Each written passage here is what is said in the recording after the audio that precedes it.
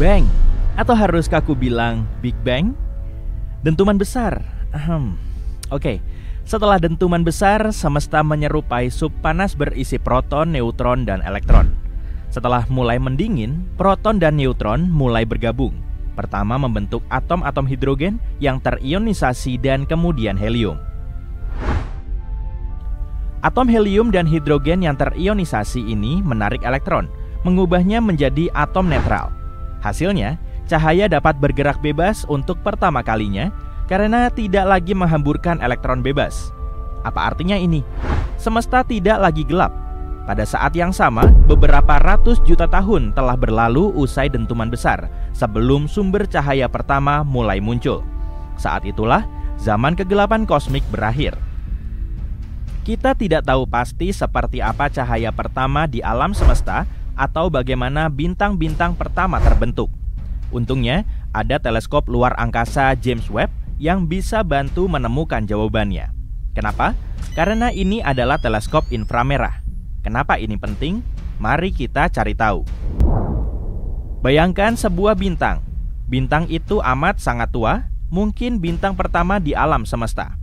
Cahaya meninggalkan bintang ini 13,6 miliar tahun lalu dan melakukan perjalanan luar biasa melintasi ruang dan waktu untuk sampai ke teleskop kita. Pada saat cahaya mencapai kita, warnanya atau panjang gelombangnya bergeser ke arah merah. Itulah yang kita sebut pergeseran merah. Hal ini terjadi karena ketika bicara tentang objek yang sangat jauh, teori relativitas umum Einstein ikut berperan.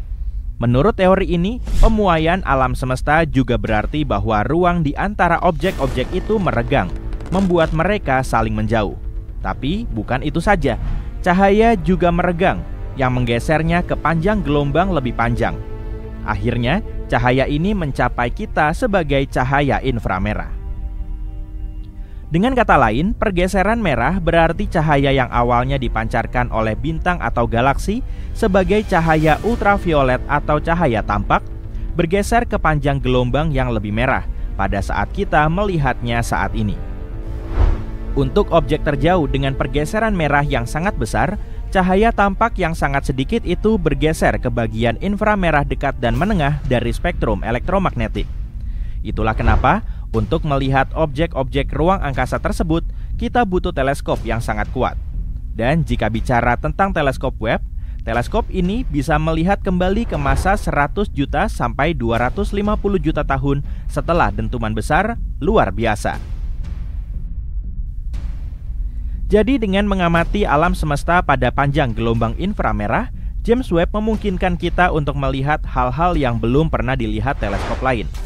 Tujuan utama dari alat luar biasa ini adalah untuk mempelajari pembentukan galaksi dan bintang-bintang di alam semesta dini. Untuk melihat jauh ke masa lalu, kita harus melihat lebih jauh ke luar angkasa. Semua itu karena butuh waktu singkat untuk melakukan perjalanan dari sana menuju kita. Jadi semakin jauh kita melihat, semakin jauh pula kita menengok ke masa lalu. Untuk menemukan galaksi pertama, James Webb akan melakukan survei inframerah dekat ultra dalam di alam semesta. Kemudian dilanjutkan dengan beberapa metode penelitian lainnya. Seperti yang kalian ingat, gas di antara bintang-bintang dan galaksi-galaksi pada masa awal terbentuknya alam semesta masih buram, dan cahaya bintang yang sangat terang tidak bisa menembusnya. Tapi, sekitar 1 miliar tahun setelah dentuman besar, tiba-tiba gas itu menjadi transparan sepenuhnya. Kenapa? Teleskop James Webb mungkin telah menemukan alasannya. Pada suatu titik di masa lalu, bintang-bintang di galaksi pertama memancarkan cahaya yang cukup untuk mengionisasi dan memanaskan gas di sekelilingnya. Hal ini bantu menjernihkan pandangan selama ratusan juta tahun. Informasi terbaru yang diperoleh ilmuwan adalah tentang periode waktu yang disebut era reionisasi. Pada masa itu, alam semesta mengalami perubahan yang dramatis. Setelah dentuman besar, gas di alam semesta sangat panas dan padat. Ratusan juta tahun berlalu dan alam semesta mendingin. Tapi kemudian, sesuatu yang membingungkan terjadi. Seolah-olah alam semesta menekan tombol ulangi, dan gas menjadi terionisasi dan panas sekali lagi. Hal itu bisa terjadi karena pembentukan bintang-bintang awal.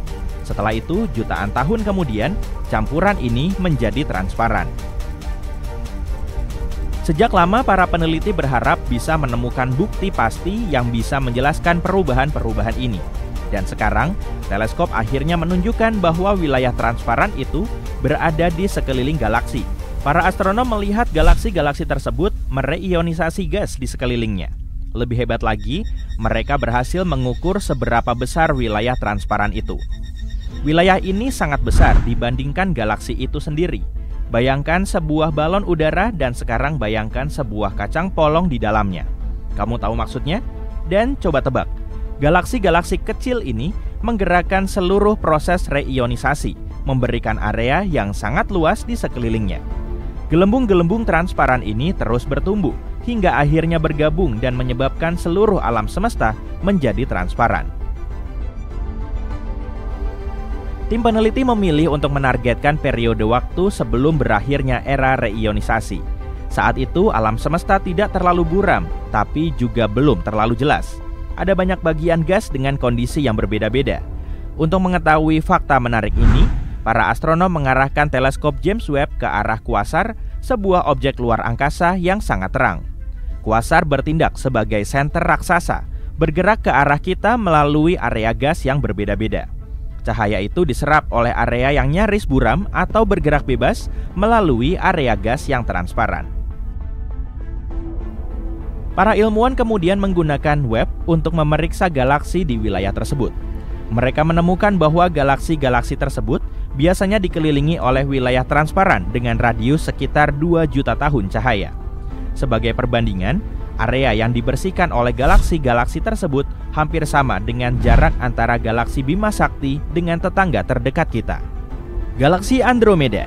Teleskop ini menyaksikan galaksi-galaksi tersebut dalam proses membersihkan ruang di sekelilingnya. Itu adalah akhir dari era reionisasi.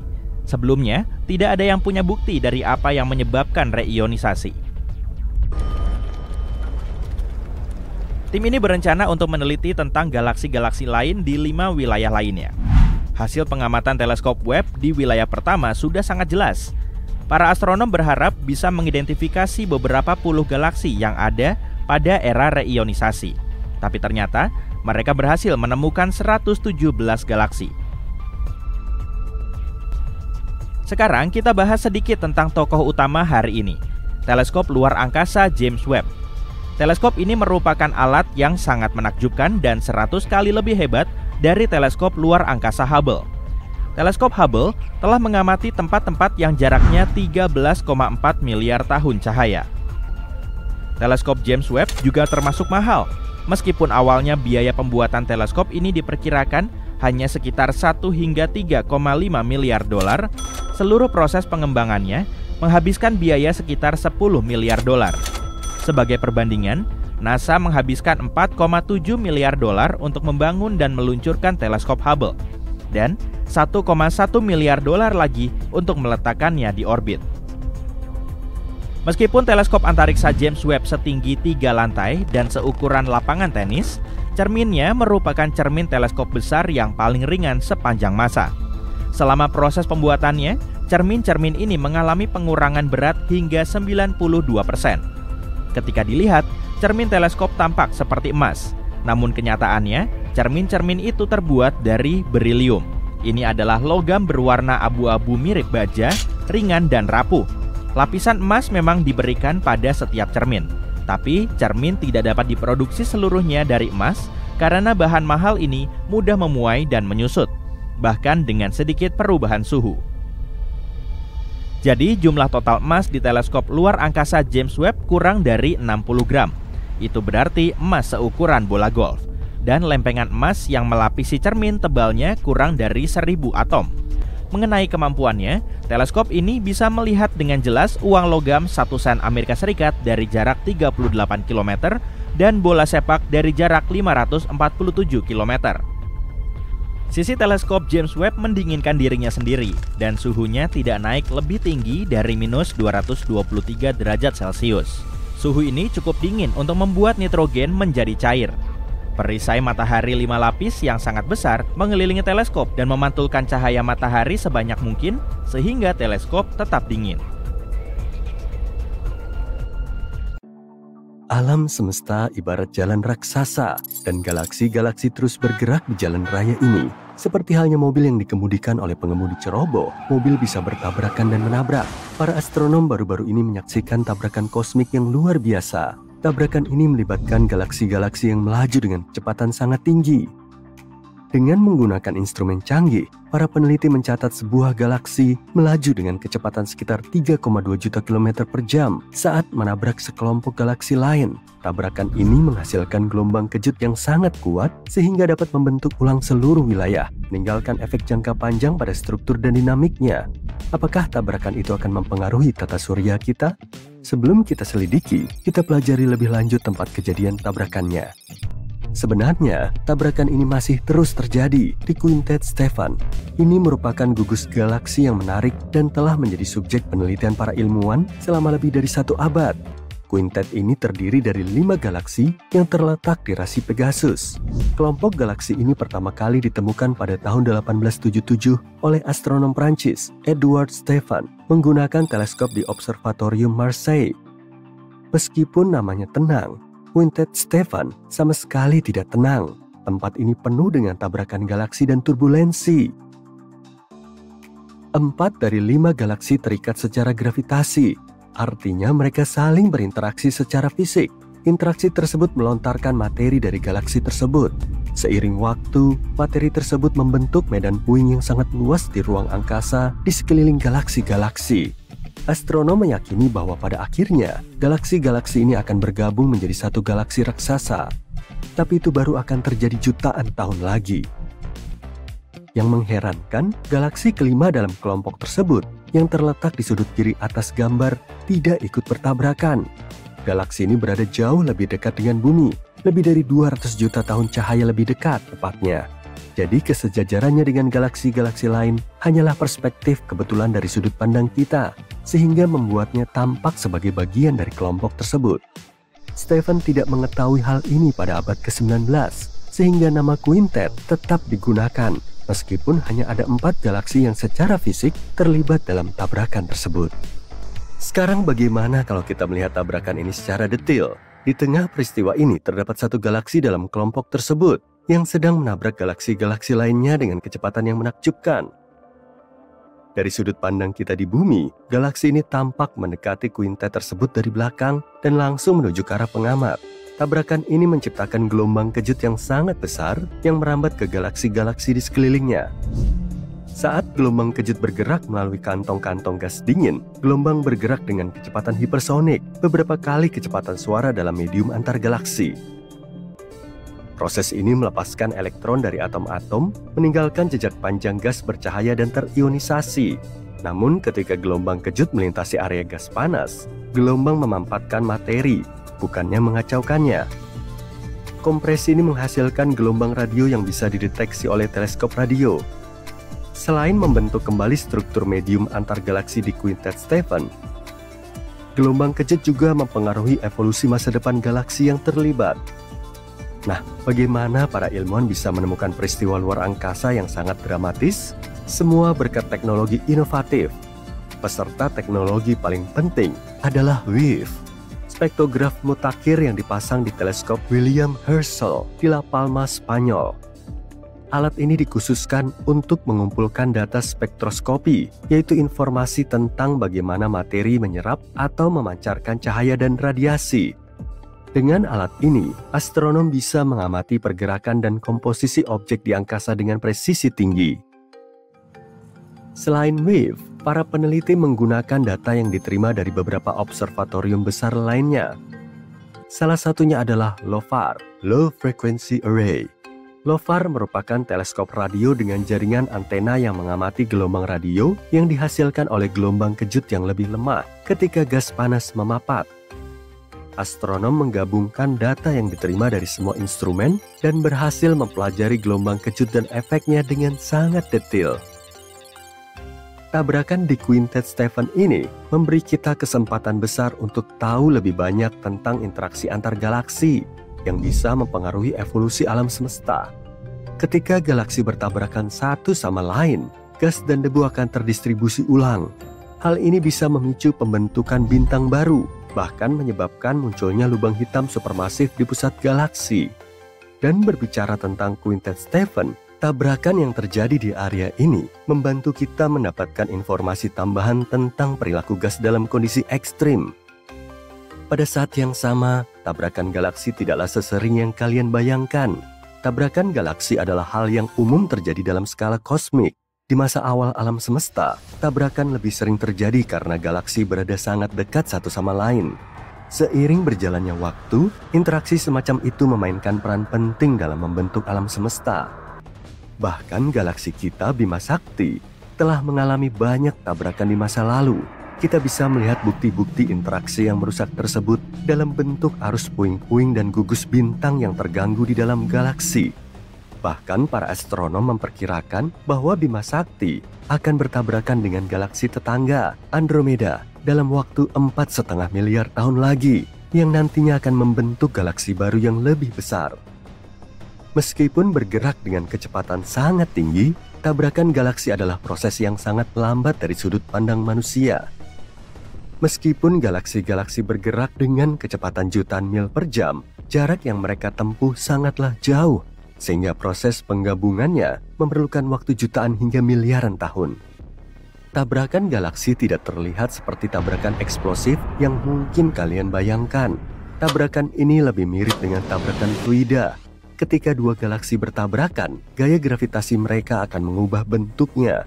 Kedua galaksi itu meregang, melengkung, dan saling menukar materi, bintang, gas, dan debu. Akibatnya, terbentuklah ekor pasang surut, cincin, dan bahkan jembatan antar galaksi. Salah satu tabrakan antar galaksi yang paling terkenal adalah tabrakan ARP-148. Dalam tabrakan kosmik ini, salah satu galaksi menjadi berbentuk seperti cincin, sedangkan galaksi yang lain membentang panjang seperti ekor. Begitulah dahsyatnya interaksi gravitasi antar galaksi selama tabrakan. Meskipun tabrakan antar galaksi sangat mengesankan, tabrakan antar bintang neutron, sisa-sisa bintang masif yang sangat padat, merupakan salah satu fenomena yang paling energetik di alam semesta. Bintang neutron sangatlah kecil dan padat. Satu bintang neutron mengandung massa matahari yang berkumpul di area seluas kota. Ketika dua bintang neutron bertabrakan, keduanya akan bergabung dan membentuk lubang hitam, melepaskan energi yang sangat besar dalam prosesnya. Peristiwa ini menghasilkan gelombang gravitasi, riak di ruang angkasa yang bisa dideteksi oleh instrumen seperti LIGO dan Virgo, dan juga semburan cahaya yang lebih terang dari miliaran bintang. Di bumi, kemungkinan pengaruh langsung tabrakan galaksi secara langsung sangatlah kecil. Untungnya rentang waktu dan jarak membuat peristiwa tersebut tidak membahayakan kehidupan di planet kita. Lain halnya dengan tabrakan berskala kecil seperti tabrakan asteroid. Tabrakan asteroid telah terjadi dalam sejarah bumi. Tabrakan asteroid paling terkenal adalah yang memusnahkan dinosaurus 66 juta tahun lalu. Meskipun tabrakan besar jarang terjadi, para astronom terus memantau objek-objek dekat bumi untuk melindungi planet kita dari potensi ancaman. Nah, berbicara tentang tabrakan antariksa, ada pertanyaan muncul. Bisakah kehidupan berpindah antar planet? Ini yang disebut litopanspermia, perpindahan kehidupan antar planet melalui serpihan-serpihan tabrakan. Jika asteroid atau komet menabrak sebuah planet, pecahan-pecahan batuan akan terlontar ke angkasa. Jika pecahan itu membawa kehidupan mikroba, maka pecahan itu bisa saja mendarat di planet lain dan menyemai kehidupan di sana. Dan tahu nggak? Menurut eksperimen, mikroorganisme tertentu yang sangat tangguh, seperti cyanobacteria, dapat bertahan hidup dalam kondisi perjalanan luar angkasa yang keras, termasuk radiasi dan masuk kembali ke atmosfer planet lain. Bagaimanapun, litopanspermia masih hanya sebuah teori dan masih menjadi perdebatan di antara para ilmuwan. Tapi tak membuatnya jadi kurang menarik. Teori ini pada akhirnya bisa membantu kita memahami bagaimana kehidupan bisa menyebar ke seluruh alam semesta. Tapi mari kita kembali ke tabrakan yang sedang berlangsung di Quintet Stephan. Dengan mempelajari peristiwa semacam itu, para astronom bisa mengetahui lebih banyak tentang bagaimana galaksi berinteraksi, berevolusi, dan mempengaruhi lingkungannya. Semoga dalam waktu dekat kita bisa menemukan fakta-fakta menarik lainnya tentang proses ini. Nantikan saja ya.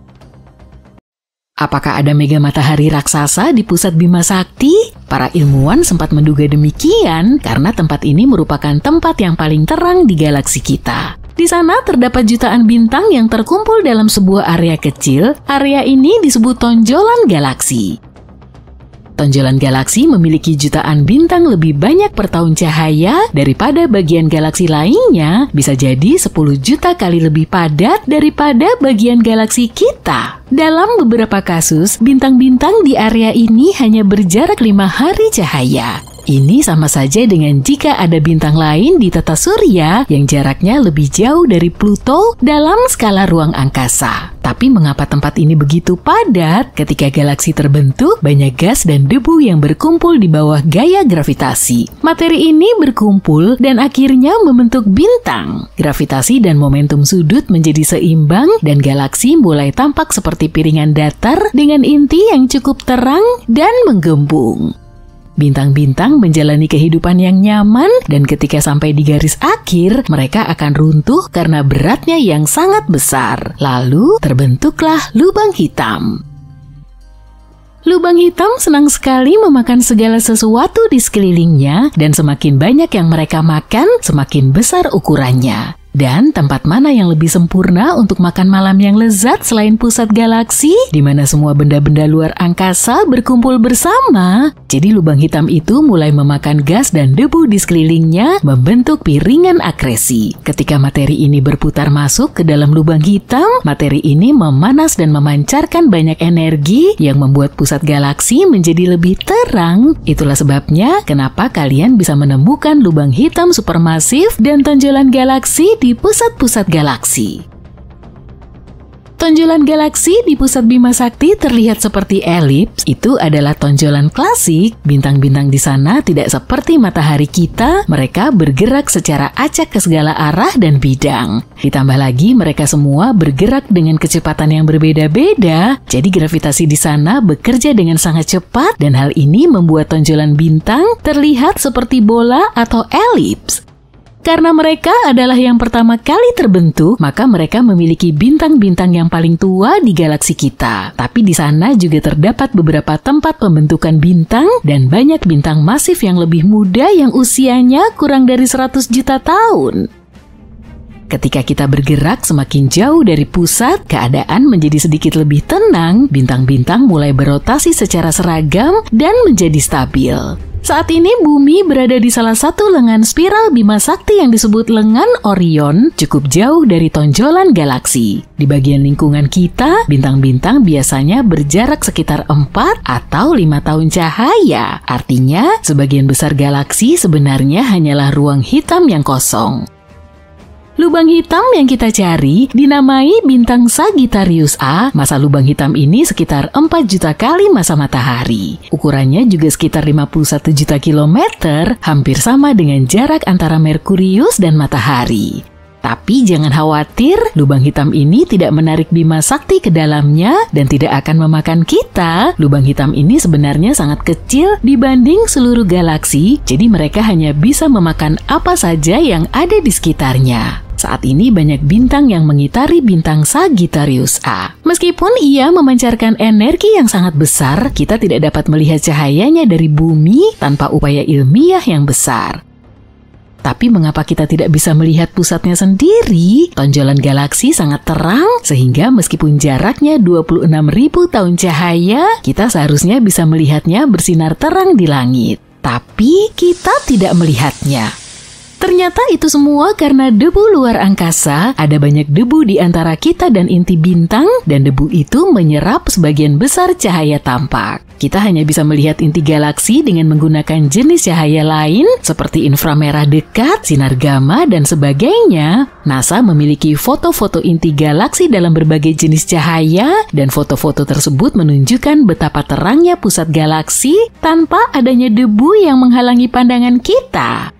Tapi tidak semua area terang terhalang oleh gas dan debu. Sebagai contoh, ketika kita melihat gugus padat seperti Messier 13, bintang-bintangnya sangat berdekatan sehingga tampak seperti bintik putih. Sebagian besar teleskop kita tidak bisa memisahkannya satu sama lain. Galaksi satelit M32, tetangga kita di dekat galaksi Andromeda, memiliki sekitar 84 bintang per tahun cahaya. Saking padatnya, bintang-bintang di sana bahkan tidak bisa dilihat oleh teleskop Hubble. Sebagai gambaran, tata surya kita memiliki panjang 2 tahun cahaya, kita bisa melihat sekitar 168 bintang di luar jendela jika kita berada di sana.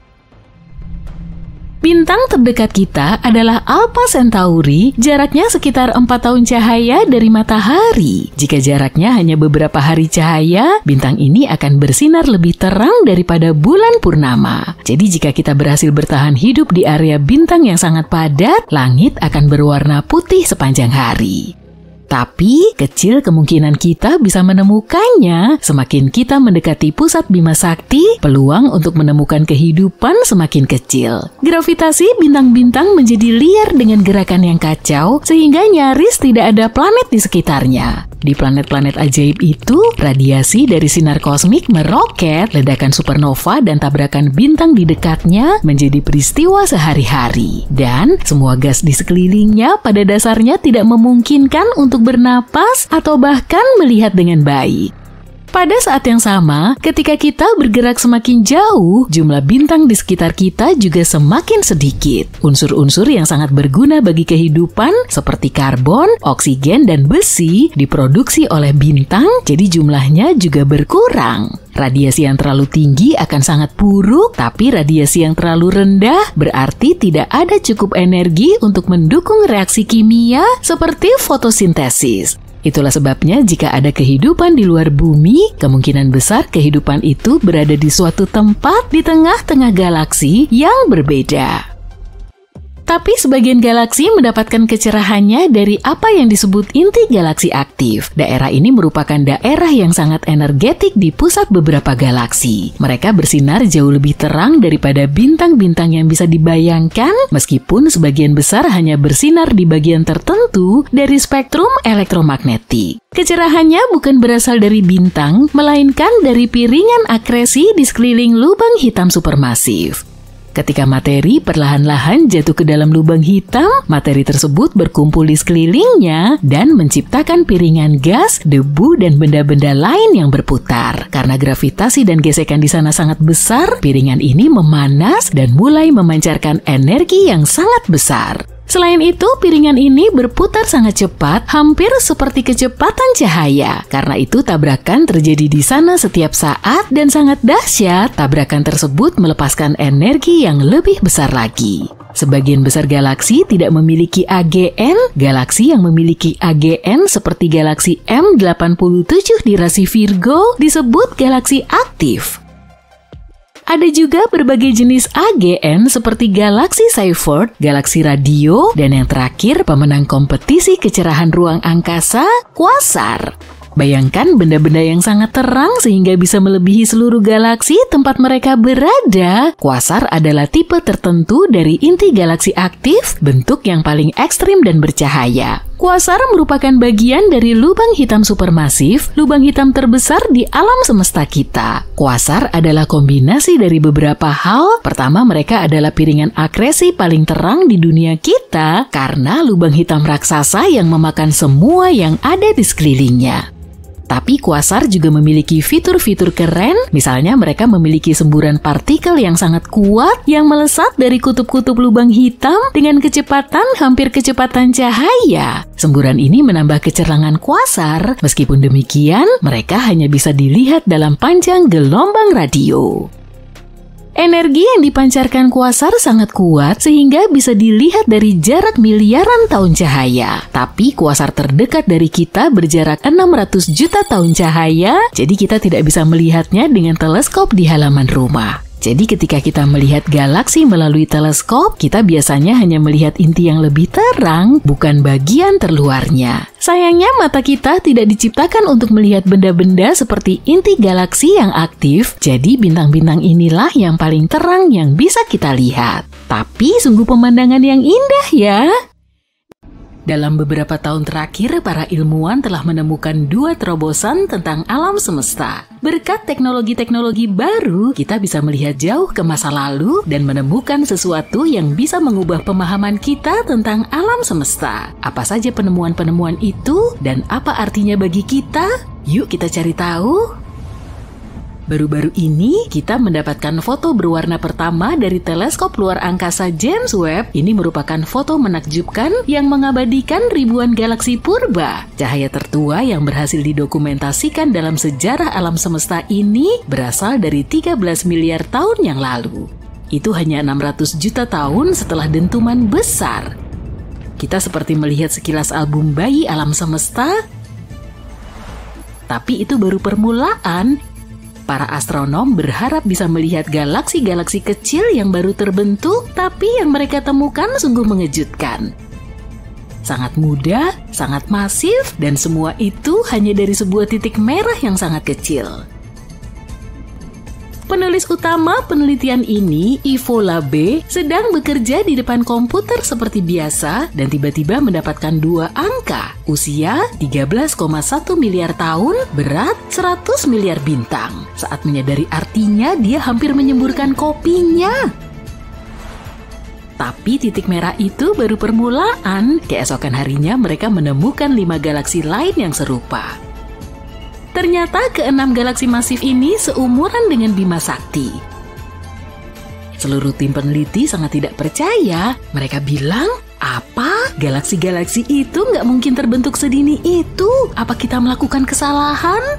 Tapi tidak. Teleskop luar angkasa James Webb si keren baru di antariksa punya kemampuan yang luar biasa. Teleskop ini bisa melihat menembus awan debu dengan pengamatan inframerahnya dan menemukan galaksi-galaksi yang sebelumnya tidak terlihat. Minggir dulu Hubble, ada pengamat bintang baru di sini.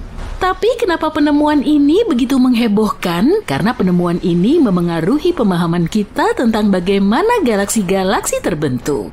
Yuk kita coba jelaskan.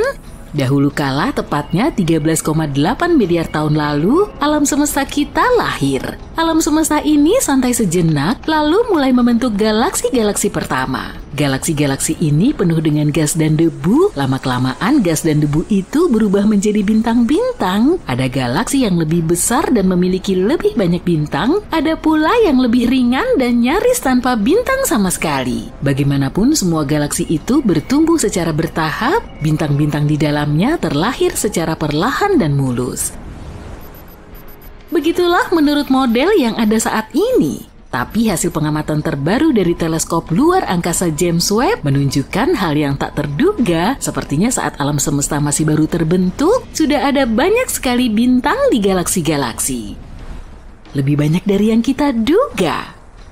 Kalau memang demikian, berarti galaksi-galaksi ini seperti halnya orang-orang yang haus pencapaian di alam semesta. Mereka melewatkan fase pertumbuhan awal dan bertahap untuk langsung menjadi penggebrak alam semesta. Menurut model kosmologi kita saat ini, galaksi-galaksi tersebut seharusnya tidak ada, tapi nyatanya ada. Jadi sepertinya setelah terjadi dentuman besar, bintang-bintang terbentuk lebih cepat dari yang kita duga. Ini cukup aneh, artinya ada sesuatu yang terlewatkan dalam pemahaman kita tentang pembentukan galaksi. Seperti yang kalian lihat, penggebrak alam semesta ini benar-benar sesuai dengan namanya dan menyebabkan potensi konsensus total di antara para ilmuwan. Alam semesta seolah berkata, "Hei, aku akan mengobrak-ngabrik model kosmologi." Tapi jangan langsung mengambil kesimpulan dulu ya. Ada banyak teori yang bisa menjelaskan penemuan-penemuan membingungkan ini tanpa merusak model standar. Sebagai contoh, mungkin cahaya yang kita lihat sama sekali bukan berasal dari bintang, melainkan dari disk of doom yang berputar-putar di sekeliling lubang hitam supermasif. Monster kosmik yang sangat besar ini bisa melahap materi dan memuntahkan pertunjukan cahaya memukau. Dan teleskop James Webb yang canggih berhasil menangkap piringan akresi yang penuh teka-teki ini dengan sangat jelas. Atau bisa juga galaksi-galaksi itu sedang bermain petak umpet dengan kita. Mungkin masih ada cerita lain yang belum kita ketahui. Alam semesta ini sangat luas dan misterius, dan kita baru saja mulai menjelajahi permukaannya. Wow, kita harus pelan-pelan di sini. Sebelum menjelaskan semua ini, kita perlu memastikan apakah galaksi-galaksi purba itu memang setua itu. Meskipun jika galaksi-galaksi itu sebenarnya hanya lubang hitam supermasif, itu tetap menunjukkan perubahan yang mencengangkan. Kita harus menunggu sekitar 1 tahun untuk mengetahuinya. Satu hal yang pasti, teleskop luar angkasa James Webb telah memberi kita pelajaran berharga, yaitu kita harus siap menghadapi hal-hal yang tak terduga. Dan ini baru awal dari hal yang tak terduga. Tim Evola B bukan satu-satunya yang membuat terobosan besar. Ada juga tim yang menyatakan telah membuka rahasia masa lalu alam semesta dan itu layak mendapatkan 2 hadiah Nobel. Minggir dulu deh teleskop luar angkasa James Webb, karena penemuan ini berasal dari antena yang lebih kecil dari kulkas dan harganya kurang dari $5 juta. Ini bisa disebut berburu barang murah di luar angkasa. Para astronom menangkap sinyal yang memberi beberapa kejutan. Sinyal itu datang dari bintang-bintang paling awal di alam semesta kita pada saat baru mulai bersinar. Ayo kita sapa lagi nenek moyang kita di angkasa. Nah, sinyal ini cukup aneh nih. Suhunya sangat rendah dan ada gelombang yang membuat para astronom bingung. Apa yang menyebabkan semua ini? Oke, ada sebuah teori. Materi gelap mungkin ikut terlibat dan jika benar demikian, berarti kita sedang berada di ambang penemuan besar. Bayangin kamu melihat langit malam yang penuh bintang, tapi ada sesuatu yang tidak bisa kamu lihat di sana. Itu layaknya jubah gaib yang menutupi seluruh alam semesta. Para ilmuwan menyebut benda misterius ini materi gelap. Materi gelap layaknya hantu di dunia kita karena tidak memancarkan, menyerap maupun memantulkan cahaya. Kita tidak bisa melihatnya dengan teleskop ataupun mata telanjang, itulah sebabnya disebut materi gelap. Tapi kalau tidak bisa dideteksi dengan cara apapun, bagaimana kita bisa tahu itu ada? Tentu dari tarikan gravitasinya. Suatu hari, kita menyadari pemahaman kita tentang pembentukan galaksi ternyata salah. Menurut perhitungan kita, galaksi-galaksi itu seharusnya masih berupa gas yang tidak beraturan. Tapi ada sesuatu yang menyatukannya, mengubahnya menjadi spiral. Seperti semacam lem yang tak kasat mata, lalu kita berpikir, mungkinkah penyatu yang tak terlihat ini benar-benar ada? Seandainya bulan tidak terlihat, kita akan tetap menduga bulan ada karena gravitasinya memengaruhi pasang surut air laut di bumi. Demikian pula dengan materi gelap, gravitasinya memengaruhi pergerakan galaksi serta benda-benda kosmik lainnya. Bahkan, materi gelap menyusun sebagian besar alam semesta, yakni sekitar 27%-nya. Selain itu, materi normal yang bisa kita lihat seperti bintang, planet, dan galaksi hanya membentuk sekitar 5% alam semesta. Jadi meskipun kita tidak bisa melihat materi gelap, keberadaannya di alam semesta lebih banyak daripada materi yang bisa kita lihat. Para ilmuwan masih berusaha mencari tahu apakah materi gelap itu ada dan terbentuk dari apa. Beberapa teori menyatakan materi gelap terdiri dari partikel-partikel eksotis yang berbeda dengan yang biasa kita jumpai. Sebagian yang lain berpikir materi gelap itu mungkin semacam bentuk materi aneh yang belum ditemukan dan sama sekali tidak berinteraksi dengan cahaya. Bagaimanapun ini adalah misteri yang menarik dan jika kita berhasil mengonfirmasi keberadaan materi gelap, pemahaman kita tentang dunia akan berubah selamanya. Jadi sekarang kamu bisa memahami kenapa antusiasme komunitas ilmiah begitu terasa. Jika penemuan ini terbukti, maka kita akan mendapatkan bukti nyata pertama tentang keberadaan materi gelap.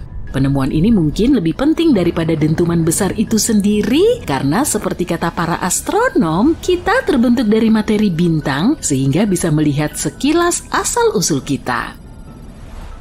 Tapi tentu saja kita masih harus menunggu dan meneliti semua ini dengan lebih detail. Dalam sains kita tidak boleh terburu-buru mengambil kesimpulan dan sementara para ilmuwan mempelajari hal ini, kita akan terus menunggu sampai ada penemuan besar berikutnya.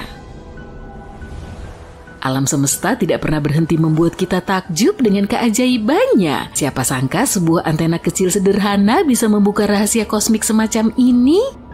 Hal ini menunjukkan bahwa di antariksa yang luas, penemuan terkecil sekalipun bisa memberi dampak yang sangat besar. Teruslah menatap langit dan siapa tahu ada kejutan kosmik lain yang menunggu untuk disingkap.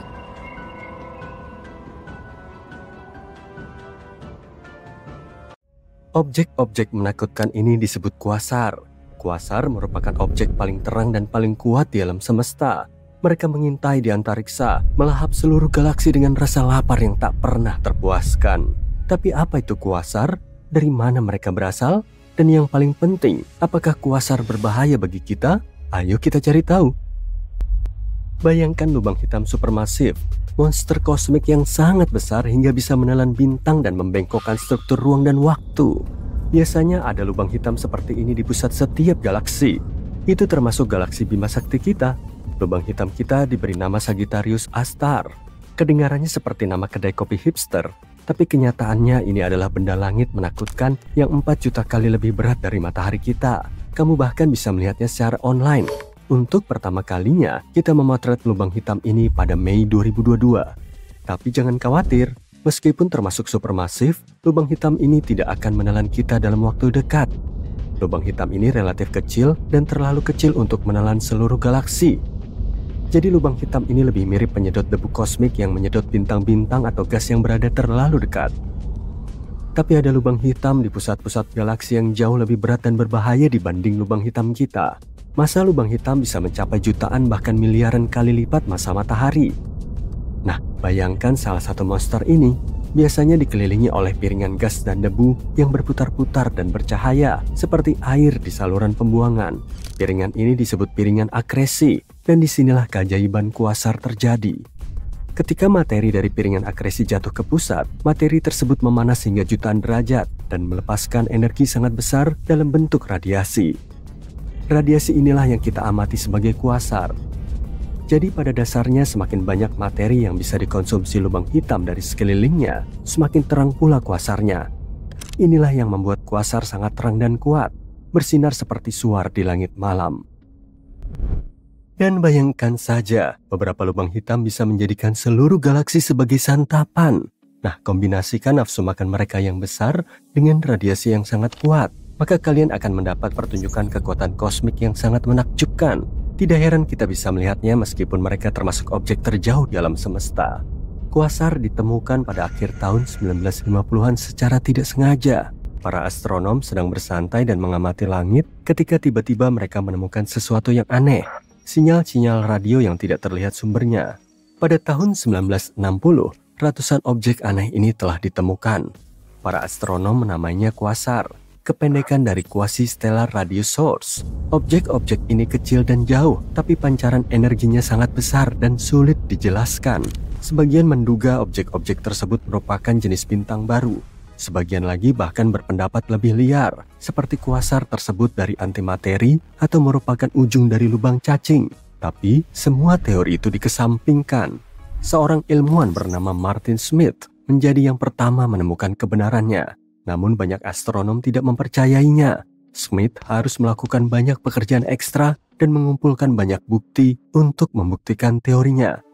Dan akhirnya dia berhasil.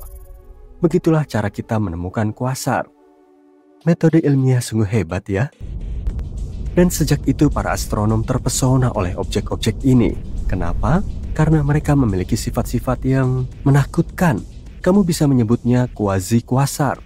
Sebagai contoh, mereka agak menentang hukum fisika. Kuasar memancarkan semburan partikel yang bergerak dengan kecepatan mendekati kecepatan cahaya. Partikel-partikel ini bergerak sangat cepat sehingga bahkan bisa mendistorsi struktur ruang dan waktu. Tapi terkadang mereka membantu kita mengonfirmasi hukum fisika. Bayangkan kamu mengendarai mobil. Selagi mengemudi, objek-objek di jendela belakang akan tampak semakin kecil sampai akhirnya menghilang tak terlihat. Itulah yang terjadi pada kuasar. Tapi mereka bergerak menjauhi kita dengan kecepatan yang luar biasa, hingga 90% kecepatan cahaya. Entahlah kenapa mereka berusaha keras untuk menjauhi kita. Tapi bagaimanapun juga, hal ini membantu kita mengonfirmasi bahwa alam semesta benar-benar meluas. Hal unik lain dari kuasar adalah usianya yang sangat tua. Sebagian bahkan sudah ada sejak galaksi-galaksi terbentuk atau sejak alam semesta kita lahir. Selain itu, kuasar merupakan objek terjauh yang bisa kita amati di alam semesta. Sebagian di antaranya berada miliaran tahun cahaya jauhnya dari kita.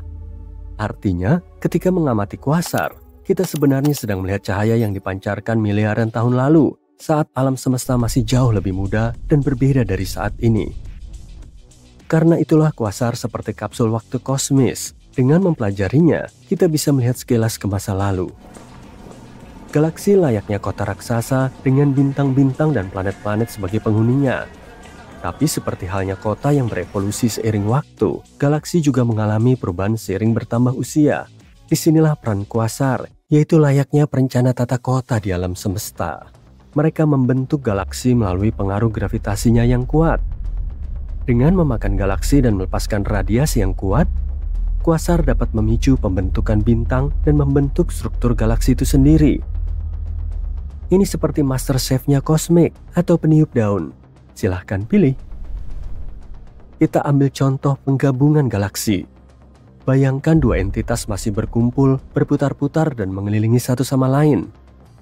Ketika mereka semakin dekat, tarikan gravitasinya menjadi semakin kuat, dan mereka mulai bergabung menjadi galaksi baru yang lebih besar. Ini adalah proses yang indah dan dramatis, yang butuh jutaan tahun untuk menyelesaikannya. Tapi semua itu bukan tanpa konsekuensi. Gas dan debu di dalam galaksi bertabrakan, menciptakan gelombang kejut besar yang memicu kelahiran bintang-bintang baru dan bahkan lubang hitam supermasif. Disinilah kuasar berperan. Sebagian kuasar mungkin terlahir pada saat peleburan galaksi ini. Kuasar membantu kita mempelajari efek dari proses ini dan evolusi galaksi seiring waktu. Tapi tidak semuanya menyangkut sains dan membosankan. Sebagai contoh, bagaimana dengan pelensaan gravitasi? Nah, ini seperti dari film fiksi ilmiah. Hal ini terjadi ketika gravitasi dari sebuah objek masif seperti kuasar membelokkan jalur cahaya dari objek yang lebih jauh, seperti galaksi di belakangnya. Ini seperti memiliki kaca pembesar raksasa di luar angkasa. Saat kuasar dan pelensaan gravitasi bertemu, pemandangan kosmiknya akan sangat mengagumkan. Hasilnya seperti rumah cermin di wahana bermain, di mana objek-objek tampak melengkung dan terpelintir dengan cara yang aneh dan memukau. Oh, jadi itu yang terjadi padaku. Pelensaan gravitasi bukan tanpa alasan. Ini merupakan alat yang ampuh bagi para astronom untuk mempelajari distribusi materi gelap dan struktur alam semesta. Dan bukan hanya itu, sebagian ilmuwan berpendapat bahwa kuasar bisa membantu kita membuat peta alam semesta. Mereka bisa berfungsi seperti rambu-rambu jalan raksasa. Belok kiri di kuasar dan kamu akan sampai di tujuan. Kuasar seperti mercusuar yang membantu kita bergerak di ruang angkasa. Dengan menganalisis cahaya dari kuasar yang berbeda, para astronom bisa menentukan jarak antar kuasar dan membuat peta 3D alam semesta. Dan bagian terbaiknya, kuasar ada di seluruh penjuru alam semesta. Karena itu, peta kosmik ini bisa memberi kita gambaran menyeluruh tentang alam semesta dalam skala yang tidak terbayangkan sebelumnya. Siapa sangka si pemakan galaksi raksasa bisa sangat berguna? Masih banyak yang belum kita ketahui tentang objek-objek misterius ini. Pada tahun 2007, sebuah tim astronom membuat penemuan menakjubkan. Kuasar biner pertama yang pernah ada. Pada dasarnya, ini berarti dua kuasar besar yang berputar mengelilingi satu sama lain. Terlebih lagi mereka tersembunyi di depan mata. Selama bertahun-tahun para ilmuwan sudah mengetahui keberadaan sumber radio ini, tapi tidak pernah menyadari kalau itu berasal dari pasangan yang sangat cantik. Para astronom juga memperkirakan pasangan ini memiliki massa sekitar 100 miliar massa matahari, tapi jaraknya sangat jauh, 12 miliar tahun cahaya dari bumi kita. Secara keseluruhan, kuasar adalah fenomena menarik dan kompleks yang terus membingungkan dan membuat para ilmuwan penasaran. Kuasar mungkin pemakan galaksi kosmik, tapi juga memainkan peran penting dalam pembentukan dan evolusi alam semesta. Dan tidak ada yang tahu, mungkin suatu hari nanti, mereka akan menjadi salah satu kunci untuk mengungkap misteri alam semesta kita. Oh, dasar kuasar.